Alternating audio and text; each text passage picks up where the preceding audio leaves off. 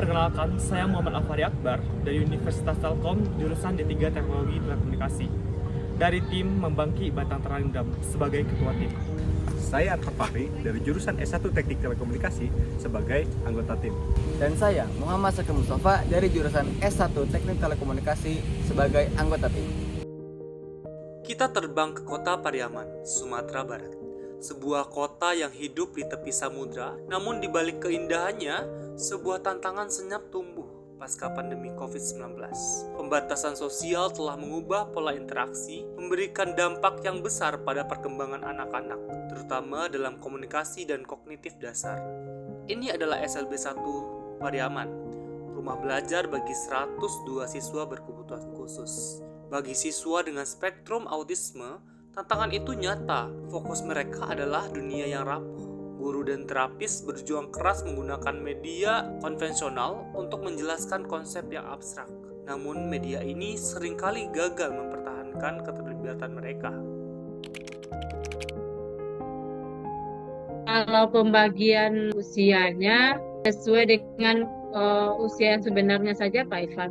Kalau emang dia dari awal belum sekolah, itu dia masuk di kelas dasar meskipun usianya misalnya sudah 12 tahun misalnya. Nah, tapi kalau dia emang pindahan itu kembali ke dasarnya gitu. Oh, jadi lebih disesuaikan gitu ya, Bu ya? Iya, lebih disesuaikan. Sedikit lebih banyak tuh 20 siswa Pak Ivan karena di sini banyaknya anak yang mengalami hambatan berat dan sedang.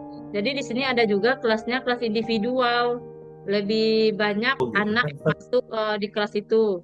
Jadi kalau membaca berhitung tuh lebih kurang 20-an gitu.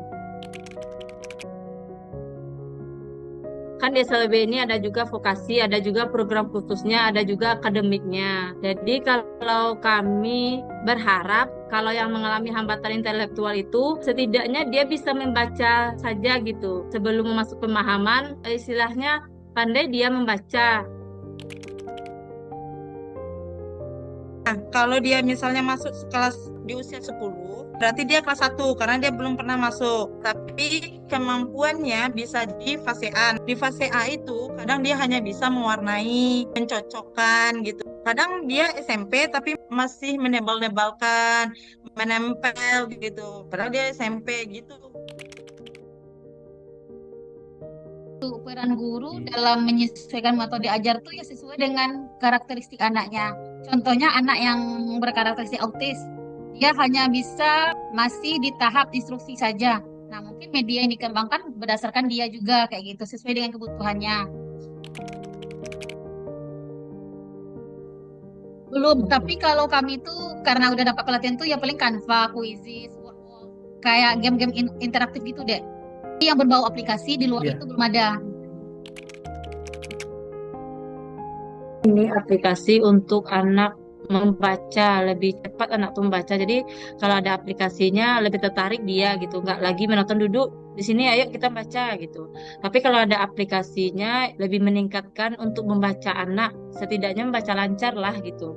Hasil observasi kami mencatat, kemampuan dasar mereka masih jauh dari harapan. Literasi dasar hanya 42%, numerasi 38%, dan kemampuan interaksi sosial adaptif hanya 35%. Pembelajaran pun terpusat di sekolah, tanpa media pendukung di rumah. Untuk menjadi jembatan antara sekolah, guru, dan orang tua, kami hadirkan Lumino, Learning Multimedia for Inclusion. Proyek ini merupakan adaptasi dan perluasan pembelajaran kami dari inisiatif Smart Kolok pada InnoVillage 2021. Lumino adalah aplikasi edukasi multimedia berbasis Android yang dirancang khusus untuk anak autisme. Melalui 3 modul utama, kami mengubah pembelajaran abstrak menjadi pengalaman visual yang nyata dan menyenangkan. Kekuatan terbesar Lumino ada pada animasi dan analogi visual yang atraktif. Kami mengubah kartu gambar yang statis menjadi pengalaman belajar yang dinamis dan imersif, menjaga fokus anak dan membuat mereka termotivasi. Dengan gamifikasi, setiap keberhasilan akan memicu reward visual dan suara, membangun motivasi intrinsik mereka. Dan fitur monitoring memungkinkan guru dan orang tua memantau perkembangan anak secara akurat. Bersama Lumino, kami membangun kesempatan menghadirkan pendidikan berkualitas yang inklusif dan mengurangi kesenjangan bagi anak-anak hebat di Kota Pariaman.